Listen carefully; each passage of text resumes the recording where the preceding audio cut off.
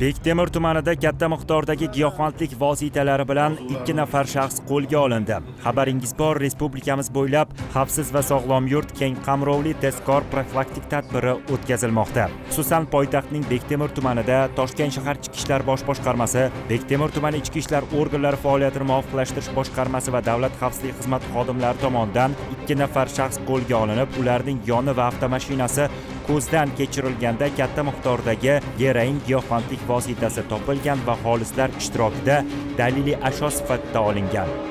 Mana o'zingiz tasvirlarda ko'rib turibsiz, har bir giyohvandlik o'ramalarining ichida mana bunday qadoqlangan zakladka usulida tarqatish uchun tayyorlab qo'yilgan giyohvandlik vositalari bor. Mana bu yerda mana ko'rishingiz mumkin oq rangdagi giyohvandlik vositasi. Jinoyat qidiruv bo'lim xodimlari tomonidan tezkor tadbir davom ettirildi. Gumonlanuvchilar bilan o'tkazilgan surishtiruvlar davomida ularning yashash manzilida ham giyohvandlik vositalari borligi ma'lum bo'ldi.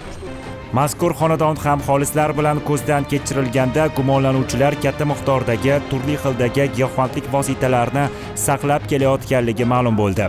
O'zingiz tasvirlardan ko'rib turishingiz mumkin. Mana bu qadoqlangan giyohvandlik vositalari, bu yerda mana sintetik giyohvandlik vositalarini ham ko'rishingiz mumkin.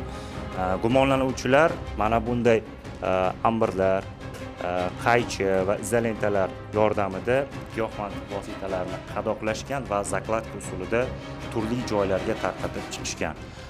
Mana bu qadoqda ham bitta qadog'iga giyohvandlik vositalarini joylashtirish mumkin. Qilgan ishlarimizdan pushaymonmiz. Bunaqa ishlarni takrorlamasliklarini so'rab qoladi. Oxiri qamoq jazosi. Mana shu oy 18-iyulda to'yim bo'lishi kerak edi. Unashtirilganman.